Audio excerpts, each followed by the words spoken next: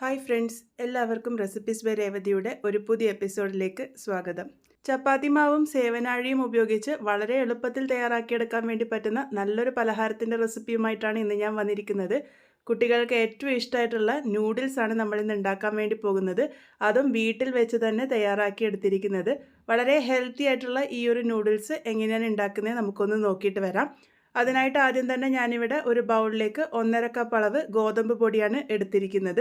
നമ്മൾ ഈ ഒരു പലഹാരം മുഴുവനായിട്ടും ഗോതമ്പ് പൊടിയിലാണ് ഉണ്ടാക്കാൻ വേണ്ടി പോകുന്നത്. ഒട്ടും തന്നെ മൈദ ഉപയോഗിക്കുന്നില്ല. ഇനി ഇതിലേക്ക് ആവശ്യത്തിന് ഉപ്പ് ചേർത്ത് കൊടുക്കാം. ഞാനിവിടെ 1/2 ടീസ്പൂൺ അളവിൽ ഉപ്പാണ് ചേർത്ത് കൊടുത്തിരിക്കുന്നത്. ഇതാദ്യം ഒന്ന് മിക്സ് ചെയ്തെടുക്കുക. അതിനുശേഷം ഇത് കുഴച്ചെടുക്കണം. നല്ല തിളച്ച വെള്ളം ഉപയോഗിച്ചാണ് നമ്മളിത് കുഴച്ചെടുക്കാൻ വേണ്ടി പോകുന്നത്.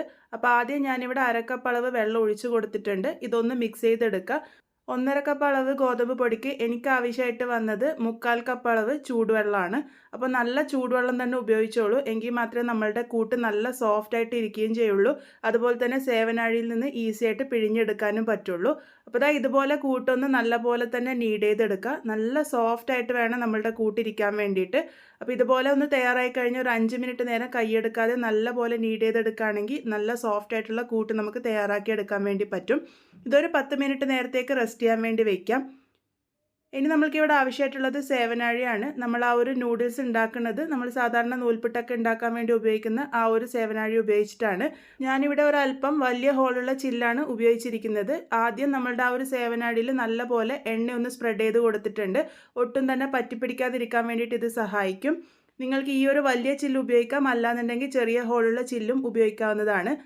ഇവിടെ കൂട്ട് ഞാനിപ്പോൾ ഇവിടെ 10 മിനിറ്റ് റെസ്റ്റ് ചെയ്തെടുത്തിരുന്നു. ഒന്നും കൂടെ ഒന്ന് നീഡ് ചെയ്തെടുത്തതിന് ശേഷം അത് മുഴുവനായിട്ടും തന്നെ ഞാനിവിടെ ഇട്ട് കൊടുത്തിട്ടുണ്ട്. ഈ ഒരു അളവിന് എനിക്ക് ആ ഒരു സേവനാഴിയിൽ മുഴുവനായിട്ടും തന്നെ ഇട്ട് കൊടുക്കാൻ വേണ്ടി പറ്റിയിരുന്നു. നിങ്ങളുടെ സേവനാഴി ചെറുതായിട്ട് ഉള്ളതാണെങ്കിൽ 2 പ്രാവശ്യമായിട്ട് ചെയ്തെടുത്താൽ മതി. ഇത് ഞാനിവിടെ അടച്ചു കൊടുത്തിട്ടുണ്ട്. ഇനി നമുക്ക് ഇതിനായിട്ടുള്ള വെള്ളം തിളപ്പിക്കാൻ വേണ്ടി വയ്ക്കാം. അതിന് വേണ്ടിയിട്ട് ഞാനിവിടെ ഒരു പാത്രത്തിൽ ഒരല്പം വെള്ളം ചൂടാക്കാൻ വേണ്ടി വെച്ചിരുന്നു. വെള്ളം നല്ലപോലെ തിളച്ച് വരുമ്പോൾ അതിലേക്ക് 1 ടീസ്പൂൺ അളവിൽ വെളിച്ചെണ്ണ ഒഴിച്ചു കൊടുത്തിട്ടുണ്ട്. അതുപോലെ തന്നെ 1 ടീസ്പൂൺ അളവിൽ ഉപ്പും കൂടി ഇട്ട് കൊടുത്തിട്ടുണ്ട്. രണ്ടും കൂടെ നന്നായിട്ടൊന്ന് മിക്സ് ചെയ്തെടുക്കാം. വെള്ളം നല്ലപോലെ തിളച്ച് വന്നതിന് ശേഷം വേണം നമ്മൾ സേവനാഴിയിൽ നിന്നും ആ ഒരു ഗോതമ്പ് മാവ് പിഴിഞ്ഞെടുക്കാൻ വേണ്ടിയിട്ട്. ഈസി ആയിട്ട് നമുക്ക് പിഴിഞ്ഞെടുക്കാൻ വേണ്ടി പറ്റും. ഒട്ടും ബുദ്ധിമുട്ടൊന്നും ഉണ്ടാവില്ല. നല്ല സോഫ്റ്റ് ആയിട്ടാണ് നമ്മളുടെ കൂട്ടിരിക്കുക. അപ്പോൾ ഇതിപ്പം ഞാനിവിടെ മുഴുവനായിട്ടും തന്നെ പിഴിഞ്ഞു കൊടുക്കുന്നുണ്ട്. നിങ്ങൾ 2 പ്രാവശ്യമായിട്ടാണ് പിഴിഞ്ഞെടുക്കാൻ വേണ്ടി പോകുന്നുണ്ടെങ്കിലും ഇത് ഒരു പ്രാവശ്യം തന്നെ ഇതുപോലെ തിളച്ച വെള്ളത്തിലേക്ക് ഇട്ട് കൊടുത്താൽ മതി. ഒന്നിച്ച് തന്നെ നമുക്കിത് മൊത്തത്തിൽ തയ്യാറാക്കി എടുക്കാൻ വേണ്ടി പറ്റും. അപ്പോൾ ഇതിപ്പോൾ ഞാനിവിടെ മൊത്തത്തിൽ ഇട്ട് കൊടുത്തിട്ടുണ്ട്. ഇനി ഇതൊന്ന് തിളച്ച് വരണം. തിളച്ച് വന്ന് തുടങ്ങുമ്പോൾ നമുക്കിതൊന്ന് ചെറുതായിട്ട് അനക്കി കൊടുക്കാം. അപ്പോൾ അതൊന്ന് എല്ലാം ഒരു സ്ട്രിങ്ങുകളായിട്ട് ഇളകി വന്നോളും. അപ്പോൾ ഇതുപോലെ ഞാനൊന്ന് ചെറുതായിട്ടൊന്ന് തട്ടി കൊടുത്തിട്ടുണ്ട്. ഇനി ഇത് നല്ലപോലെ ഒന്ന് തിളപ്പിച്ചെടുക്കുകയാണ് വേണ്ടത്. ഒരു 5 മിനിറ്റ് നേരത്തേക്കാണ് ഞാനിതിപ്പോൾ ഇവിടെ തിളപ്പിച്ചെടുത്തിരിക്കുന്നത്. ഇതുപോലെ ഒന്ന് ചെറുതായിട്ട് മാത്രം തട്ടിക്കൊടുത്താൽ മതി. ഇപ്പോൾ 5 മിനിറ്റ് നേരം ആയിട്ടുണ്ട്. ഇത് നല്ലപോലെ തന്നെ വെന്ത് വന്നിട്ടുണ്ട്. ഇത് വെന്ത് വന്നു കഴിഞ്ഞു എന്ന് മനസ്സിലാകുന്നത് നമ്മളത് എടുത്തിട്ട് ഇങ്ങനെ പൊന്തിച്ച് നോക്കുമ്പോൾ ഒട്ടും തന്നെ പൊട്ടിപ്പോവാതെ നമുക്ക് കിട്ടും. ഇതിപ്പോൾ പാകത്തിന് തന്നെ റെഡിയായി കിട്ടിയിട്ടുണ്ട്. ഇതിനി ഒരു അരിപ്പയിലേക്ക് നമുക്ക് മാറ്റാം. ഇത് ചൂടോട് കൂടി തന്നെ അരിപ്പയിലേക്ക് ഒഴിച്ചു കൊടുക്കണം. ഒഴിച്ചു കൊടുത്തു കഴിഞ്ഞാൽ അപ്പം തന്നെ ഇത് തണുത്ത വെള്ളം ഉപയോഗിച്ചിട്ട് നല്ലപോലെ കഴുകിയെടുക്കണം. ഈ തണുത്ത വെള്ളം ഉപയോഗിച്ച് കഴുകിയെടുക്കുന്നത് ഇതിൻ്റെ കുക്കിംഗ് പ്രോസസ്സ് നിർത്താൻ വേണ്ടിയിട്ടും അതുപോലെ തന്നെ ഇതൊന്നിനൊന്ന് പറ്റിപ്പിടിക്കാതിരിക്കാൻ വേണ്ടിയിട്ടും സഹായിക്കും. ഒരു 2 പ്രാവശ്യം ഞാൻ ഇതുപോലെ ഒന്ന് തണുത്ത വെള്ളം ഉപയോഗിച്ച് കഴുകിയെടുത്തിട്ടുണ്ട്. ഇനിയിപ്പോൾ തണുത്ത വെള്ളം ഇല്ലാന്നുണ്ടെങ്കിൽ സാധാരണ വെള്ളത്തിലും കഴുകിയെടുക്കാവുന്നതാണ്. ഇനി ഞാനിവിടെ ഒരു പാൻ വെച്ചിട്ടുണ്ട്. പാനിലേക്ക് ഞാനിവിടെ 1 ടേബിൾ സ്പൂൺ അളവിൽ എണ്ണ ഒഴിച്ച് കൊടുത്തിട്ടുണ്ട്. ഞാനിവിടെ എണ്ണയൊക്കെ ഉപയോഗിച്ചിരിക്കുന്നത് വെളിച്ചെണ്ണയാണ്. നിങ്ങൾക്ക് ഏത് ടൈപ്പ് ഓയിൽ വേണമെങ്കിലും ഉപയോഗിക്കാവുന്നതാണ്. ഇതിലേക്ക് 1/2 ടീസ്പൂൺ അളവിൽ ഇഞ്ചി വെളുത്തുള്ളി പേസ്റ്റും 2 പച്ചമുളക് ചെറുതായിട്ട് അരിഞ്ഞതും ചേർത്ത് കൊടുത്തിട്ടുണ്ട്. ഇനി ഇത് രണ്ടും കൂടെ നന്നായിട്ട് മൂപ്പിച്ചെടുക്കാം. ഈ ഒരു സോട്ടിംഗ് ഒക്കെ ചെയ്യുന്നത് നമ്മൾ ഹൈ ഫ്ലെയിമിൽ വെച്ചിട്ടാണ്. അതൊന്ന് നല്ലപോലെ മൂത്ത് വരുമ്പോൾ ഇതിലേക്ക് ഒരു ചെറിയ ഉള്ളി ഒന്ന് ചെറുതായിട്ട് അരിഞ്ഞതാണ് ചേർത്ത് കൊടുത്തിരിക്കുന്നത്.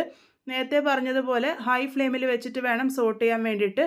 ഈ ഒരു സോട്ടിങ് ഇതുപോലെ ഹൈ ഫ്ലെയിമിൽ വെച്ച് ചെയ്യുന്നത് നമ്മളുടെ പച്ചക്കറിയൊക്കെ ഒരുപാട് വെന്ത് പോവാതിരിക്കാൻ വേണ്ടിയിട്ടാണ്. അതിങ്ങനെ ചെറുതായിട്ട് കടിക്കാൻ കിട്ടണം.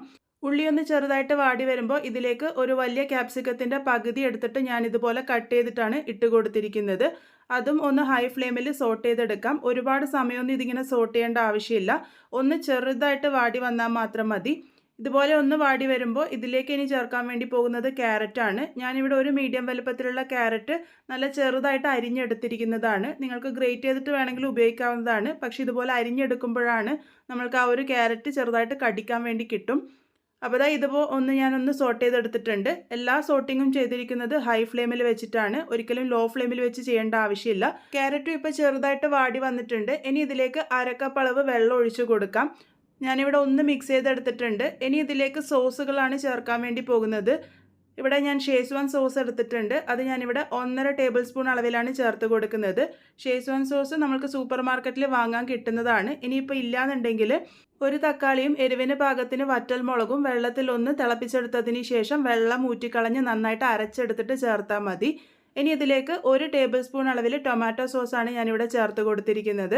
ടൊമാറ്റോ സോസിൻ്റെ അളവ് നിങ്ങളുടെ ആ ഒരു പുളിക്കനുസരിച്ച് കൂട്ടുകയോ കുറക്കുകയൊക്കെ ചെയ്യാവുന്നതാണ്.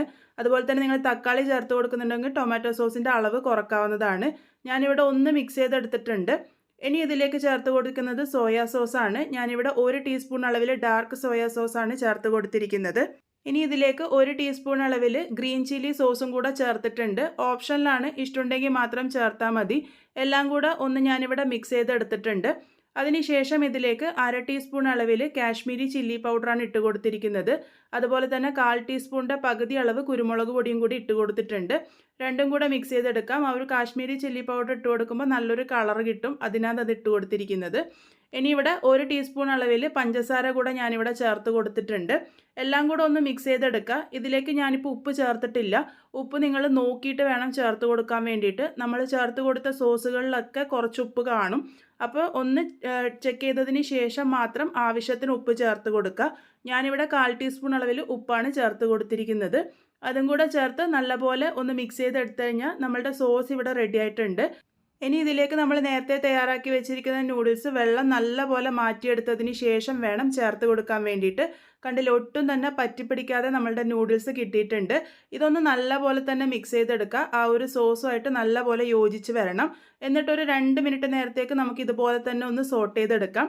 ഇപ്പം ഞാനിവിടെ 2 മിനിറ്റ് നേരത്തോളം നല്ലപോലെ സോട്ട് ചെയ്തെടുത്തിട്ടുണ്ട്. നമ്മളുടെ നൂഡിൽസ് ഇവിടെ പാകത്തിന് റെഡി ആയിട്ടുണ്ട്. അപ്പോൾ ശരിക്കും വീട്ടിൽ സാധാരണഗതിയിൽ കാണുന്ന കുറച്ച് ചേരുവകൾ ഉപയോഗിച്ചിട്ടാണ് നമ്മൾ ഈ ഒരു പലഹാരം ഉണ്ടാക്കിയിരിക്കുന്നത്. ഏതെങ്കിലും സോസ് ഇല്ലാന്നുണ്ടെങ്കിൽ അത് ഒഴിവാക്കിയിട്ട് ഉണ്ടാക്കിയാലും കുഴപ്പമൊന്നുമില്ല. അതുപോലെ തന്നെ നിങ്ങൾക്ക് ഇഷ്ടമുള്ള മസാല ചേർത്തിട്ടും ഇത് തയ്യാറാക്കി എടുക്കാവുന്നതാണ്. അപ്പോൾ വളരെ ടേസ്റ്റി ആയിട്ടുള്ള നമ്മളുടെ ഷേസ്വാൻ നൂഡിൽസ് ഇവിടെ റെഡി ആയിട്ടുണ്ട്.